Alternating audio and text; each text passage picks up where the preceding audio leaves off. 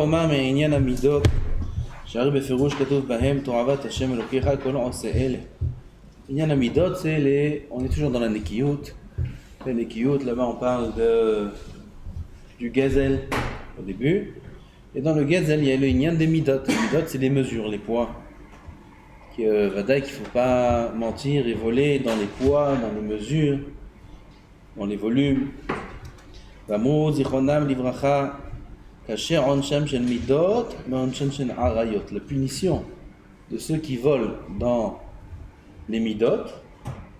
Et comme on a dit, il vend 1 kilo, mais en vérité il y a 800 grammes. Et il dit qu'il y a 1 kilo. Il vend 1 mètre, et en vérité il y a 90 cm. Et ainsi de suite. La punition des midot, du vol à ce niveau-là, est plus grave que la punition des arayot. Arayot, c'est l'adultère, l'interdit avec les femmes, etc. Voilà encore un endroit où on voit, on parlait de ça plusieurs fois, où la punition qui est écrite dans la Torah, ça ne veut pas dire que c'est ça la gravité de la Avera. La gravité de la Avera ne dépend pas de la punition sur laquelle on est puni. Il y a d'autres paramètres qui rentrent en compte. Il y a des choses où dans la Torah on ne verra même pas d'interdit presque. Et puis quand on va voir le Zohar, on voit là-bas le Zohar, oui, celui qui fait telle chose, et celui qui fait telle chose, et il va voir ce qu'il reçoit dans ce Randamazé, dans le Randamabba. Où c'est écrit là? C'est pas écrit.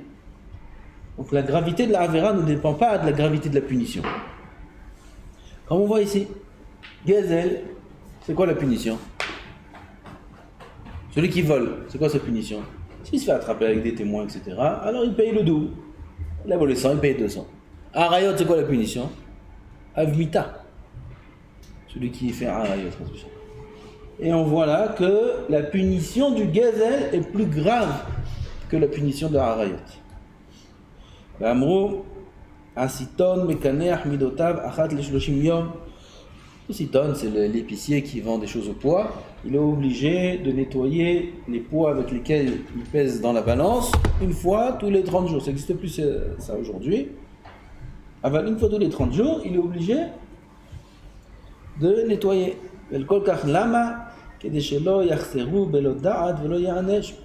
Sans faire attention. Peut-être il va manquer un peu de poids, peut-être il y a 1 gramme, 2 grammes qui sont collés sur le poids, et ça fait que le poids est faux. Il vole d'1 gramme ou 2 le client. Et un neige, il sera puni sur ça. Même une prouta, on a dit, est un nefsho ou loker. Celui qui vole une prouta de son prochain, c'est comme si il a pris sa vie. Il n'y a pas de mesure au gazette. Combien c'est dur aujourd'hui de travailler dehors dans un travail qui est propre à 100%. Combien c'est dur de faire massa ou matan et être vrai, intègre à 100%.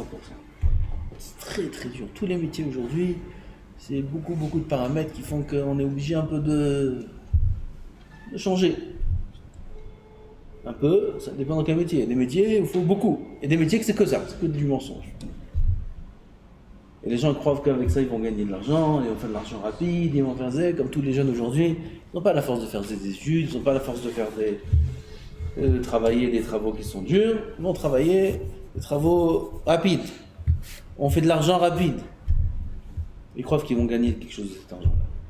Même s'ils gagnent pendant 1 an, 2 ans, 3 ans, après la roue tourne, après tout cela, ils se retrouvent dans des situations dramatiques. Dramatiques. Il y en a qui finissent en prison. Alors qu'est-ce que tu as gagné de toutes ces affaires, toutes tes magouilles, toutes tes combines, roulées? Il y a tout perdu. C'est impossible d'avoir une bracha du vol. C'est impossible de gagner de l'argent d'une manière qui n'est pas droite.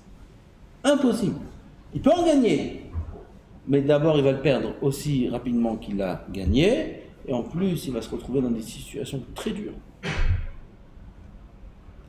Kol sheken avon haribit, shegadol ou kekofer be'elokei Israël, chas v'shalom, à plus forte raison, l'interdit du ribit. Ribit, c'est les intérêts. Les intérêts, c'est une sorte de raïta. Celui qui prête avec intérêt, il ne se lève pas à triat hametim. Se lève pas à triat hametim, celui qui prête avec intérêt, celui qui emprunte avec intérêt, pas que le prêteur, même l'emprunteur c'est pareil. Même le sarsour, même le sofer qui écrit le shtar, entre les deux, oui, le sofer, il n'a rien fait. Lui, il n'a ni prêté ni emprunté. Lui, on vient le voir, avant on écrivait un shtar, c'est un sofer qu'il fallait écrire, qui écrivait. Il vient, il écrit le shtar. Voilà, Moshe a prêté à Réhouven $1000, à condition qu'il y rende $1100. Il a juste écrit le shtar. Lui aussi, il est dedans. Et tous les intermédiaires dans ce prêt-là, tout le monde paye. Tellement que c'est grave l'interdit du ribit.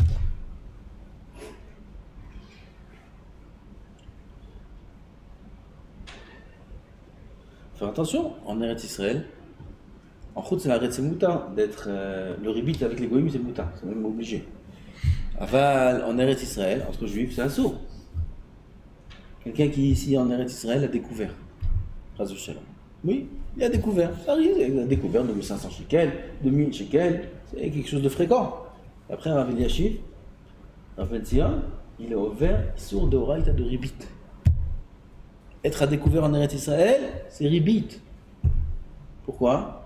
Parce que la banque te prête, c'est gratuit, on a découvert. Quelqu'un qui a découvert 2000, la banque lui prête 1000. Elle lui prête gratuitement la banque 1000 shekels. Elle lui prête avec intérêt. Voilà, quand tu sais que tu as découvert 2000, c'est un emprunt avec intérêt d'un juif. C'est un saut. Il faut faire attention. Il y a des déotes qui disent que non, on ne va pas rentrer maintenant dans le côté ilkratique. Aval, peut-être que le khatrila, ça fait que des oraïta, il ne faut pas faire ces choses-là.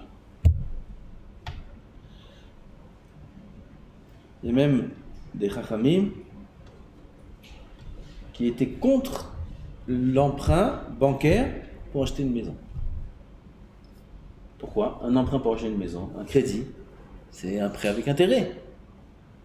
Beaucoup de causes qui me permettent, parce que ça s'appelle une affaire. Quand j'emprunte avec intérêt pour investir, un investissement, ça s'appelle ISCA, ça s'appelle une affaire, on peut faire un shtar eter ISCA, et ça on permet.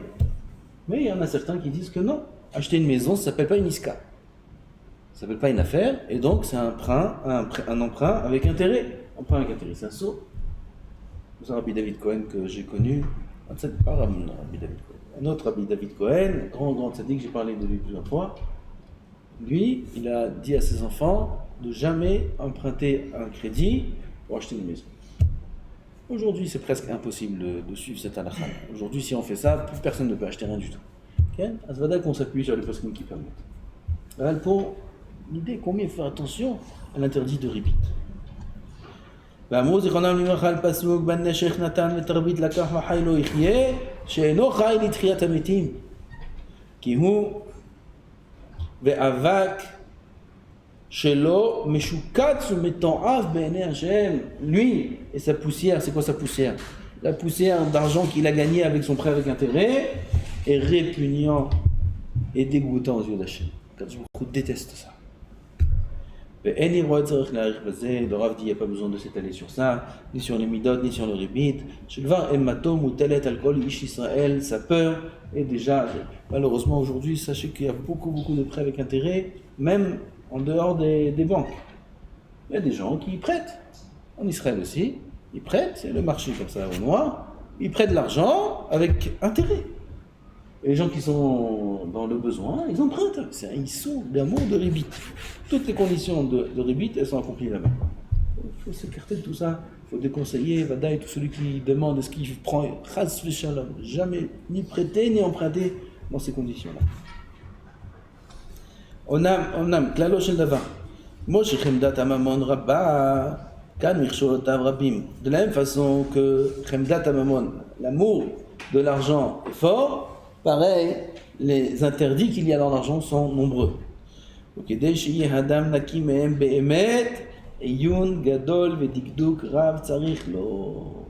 qu'un homme soit propre de tout interdit de vol, il faut beaucoup de iyun, il faut beaucoup réfléchir, il faut beaucoup méditer, connaître bien la halachot.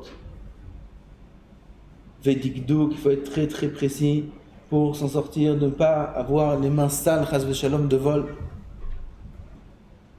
Ve'im nika mimeno, si un homme est propre du vol, il arrive Baruch Hashem une madriga où il est propre de tout vol, yeda she'igia kvar le madriga gdola, qu'il sache qu'il est arrivé à un haut niveau. Ça, je vous avais dit déjà la dernière fois, cette phrase, je l'avais dit à un arabe, il était épaté de savoir qu'il a écrit ça dans le Messiah déjà. Au niveau, celui qui arrive à être propre du vol.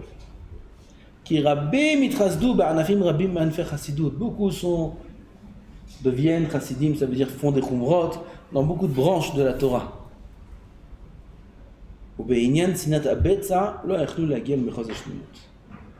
Mais dans la haine du vol, ça ils n'y arrivent pas.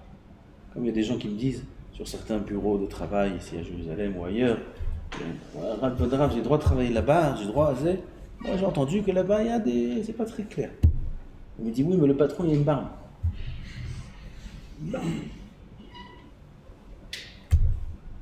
Qui disait c'est là. Tout le monde fait beaucoup de chassidoute dans plein de domaines. Tout le monde est tzaddik dans plein de domaines.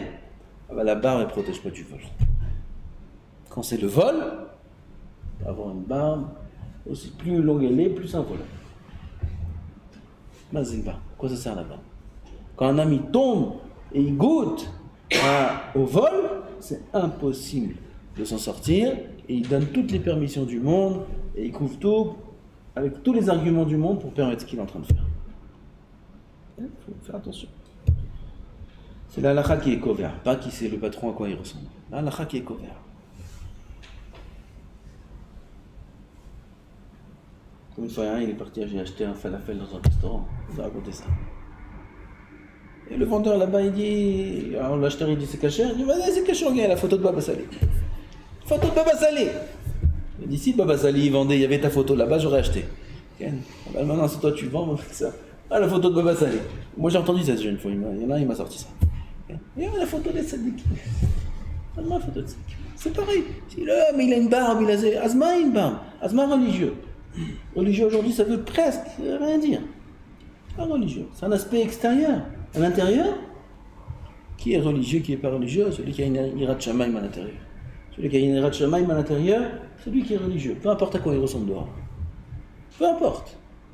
Fais attention. Dit le Rav, jusqu'à maintenant j'ai parlé d'une mitzvah. Laquelle? Le gezel. Ou qui pratait chilukim el evadai shenimtsaim bechol mitzvah ou mitzvah. Sache, dit le Rav, que dans toutes les mitzvot, il y a tous ces détails-là qu'on a parlé. Il dit le Rav, je mentionne que les mitzvot qui sont communes. Donc on a parlé du vol, comme la Gemara a dit plus haut, Rubam begezel. La majorité du peuple sont dans le vol. La majorité. Comme dit le Rav maintenant, que se rendre propre du vol, c'est déjà un très haut niveau. Omnam, undaber atamina arayot. Deuxième, c'est arayot. Rubam begezel, mi'utam be'arayot, vekulam be'avat lashon. Maintenant, on va parler de arayot. Chez Gamhem, mina hamoudim. C'est quoi hamoudim? Ça, c'est une avera qui est mignonne. Hamoud, c'est mignon. Ah, hamoud, c'est milachon chemda. Chemda qui est envié, qui est aimé par l'homme. L'homme est attiré par ces choses-là, arayot. Vem shniim, le madriga et la gezel, ils sont secondaires au gezel, au niveau du yetzara qu'il y a dedans.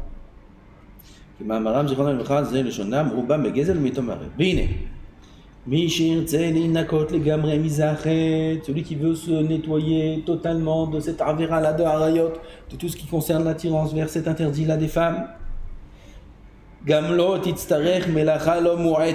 travail ne sera pas simple. Il y a beaucoup de travail. Pour arriver à une nekiyut là-dedans, beaucoup de travail. Pas que le ma'aseh, l'action même, qui est interdite. La vera même, c'est que ça qui est interdit dans la rayot? Non, ma putain. Et la kol akarev elav, tout ce qui s'approche de ça, est interdit minatora. Le mikra malehu, lo tikrevu, les galot erva. Lo tikrevu, les galot erva. Les galot erva, c'est l'action, l'acte lui-même. Lo tikrevu, c'est l'interdit de oraita de s'approcher, ça veut dire de passer les barrières qui entraînent à ça. Ces barrières dans ces dîners-là sont de Horaïta. Comme toucher une femme qui est nida. As de shalom, l'acte avec une nida, c'est chayav karet.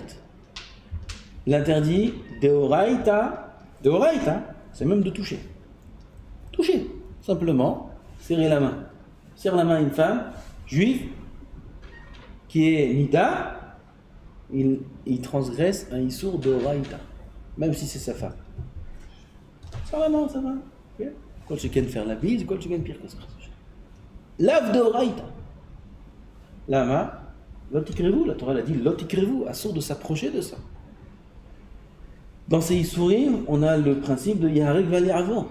De la même façon que dans la Herva elle-même, une Neshetish ou toutes les autres Arayot, il y a un Issour de Yaharek Vali avant. Si quelqu'un il vient, il le menace de mort, je te tue si tu ne fais pas la Avera. C'est une des 3 Averot qu'il faut se laisser tuer et pas transgresser. Cet interdit-là, cet ordre de Yaharek Vali Avor s'applique dans tout ce qu'il y a, dans tous les dérivés. Tous les dérivés s'appliquent Yaharek Vali Avor. On ne va pas passer tous les détails, ça va très loin. Les plages mixtes, les chamires, tout ça c'est Yaharek Vali Avor. אמנם אמרו זיכרונו לברכה אמר הקדוש ברוך הוא אל תאמר הואיל ואסור לי להשתמש באישה הרי אני תופסה ואין לי עוון הרי אני מגבף ואין לי עוון הרי אני נושקה ואין לי עוון dit le midrash. Ah, הקדוש ברוך הוא qu'est-ce qu'il a dit? Il a dit juste l'action c'est interdit, l'acte est interdit, ok je vais pas l'acte, okay? Tout ce qu'il y a à part ça. אמר הקדוש ברוך הוא כשם שאם נדר נזיר שלא לשתות יין, de la même façon que le nazir s'il fait le neder juste de ne pas boire du vin, Asur lechol anavim, lahim, viveshim. Il n'a pas le droit même de manger des raisins. Quel rapport les raisins et le vin? Asur de manger les raisins secs. Mishrat anavim, de l'eau dans laquelle on a trempé des raisins. Pas le raisin ou le jus de raisin. L'eau dans laquelle j'ai trempé du raisin, c'est asur. Une Torah. Même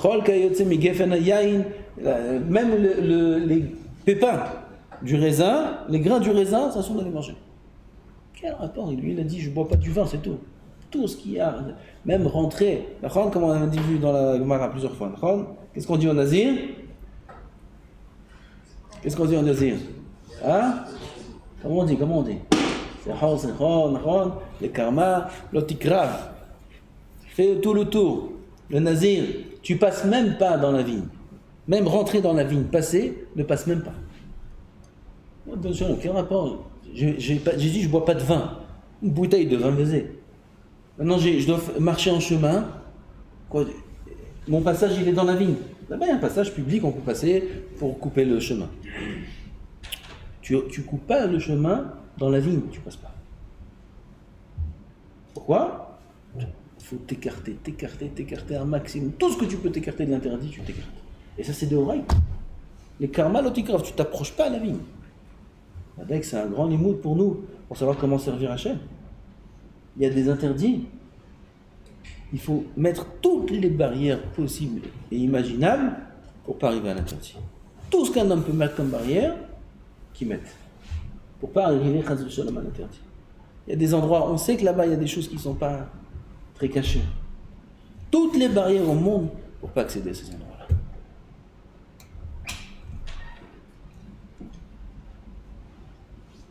On a dit, Afisha, pareil pour la femme. Chez une femme qui n'est pas la tienne, il ne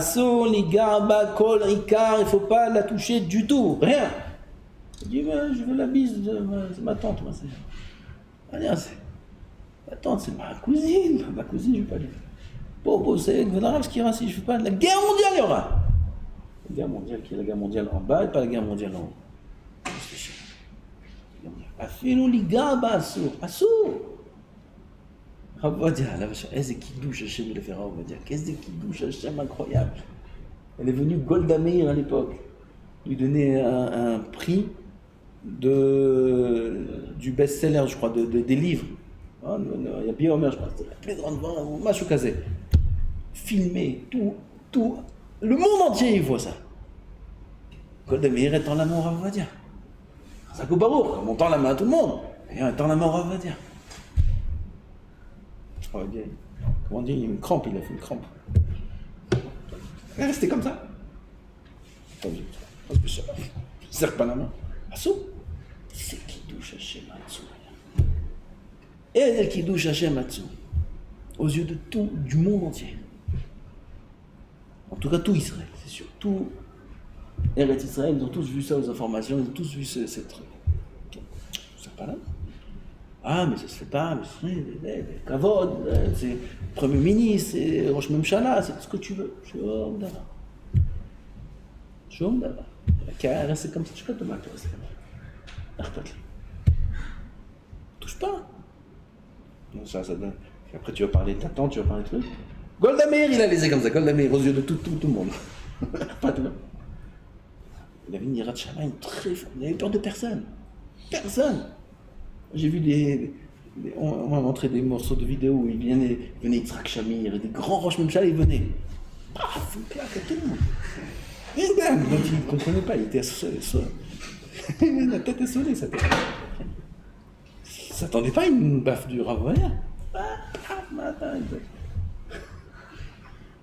Des grands Rosh Memchala, des grands personnages. Comme il donnait à tout le monde. Pas qui c'est celui-là. Ah, on va dire là, il avait peur de personne. Combien de fois il a failli mourir? Combien de fois il était menacé de mort? Combien de fois ils lui ont mis des gardes du corps, on va dire? Combien de fois? Plein de fois.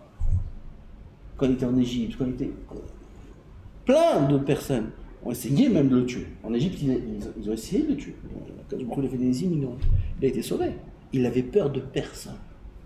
De personne. Pour lui, c'était halakha, il tenait l'halakha jusqu'au bout. Peur de personne. Ce qui est écrit dans Shulchan Aruch, on fait. Zéro. Le monde, il peut. Comme ça, il est devenu Rav Ovadia. Comment on devient Rav Ovadia? Comment? En n'ayant peur que d'Hachem. En appliquant l'halakha au pied à la lettre. Comment? Comme ça écrit. Sans me dire, ah, mais si, quand je fais des cheshbonot, mais comment après je vais gagner de l'argent? Comment je vais. C'est qu'à Torah, un kilomètre Torah, un qui étudiait la Torah, et il avait peur de rien ni de personne. Et Baruch Hashem, c'est lui qui avait raison. C'est lui qui a gagné. Allah Hashem. C'est ma shkatou. Afisha she'ena shelcha asur ligar ba kol ikar, asur de toucher. V'chol mi shenogea be'isha she'ena shelo mevi mita le'atzmo. Tout celui qui touche une femme qui n'est pas la sienne, ça porte sur lui-même la mort barmina. Comme ça, c'est le Midrash. Midrash Rabbah qui dit, c'est la chaîne du Midrash Rabbah. Celui qui touche une femme qui n'est pas la sienne, ça porte sur lui la mita. Ça peut être une mort spirituelle, ça peut être la pauvreté, c'est gam la mort. Arba Hashuvim Kemet, un des 4 qui sont considérés comme morts, c'est le pauvre, le Rani. Il n'est pas mort, mais il est pauvre, il est misken. Et puis de Parnassa, ça aussi c'est des formes de mort. Celui qui touche une femme qui n'est pas la sienne. Donc on voit que aussi là, comme on va voir par la suite de Shem, la Nikiyut, à ce niveau-là, nécessite beaucoup de travail.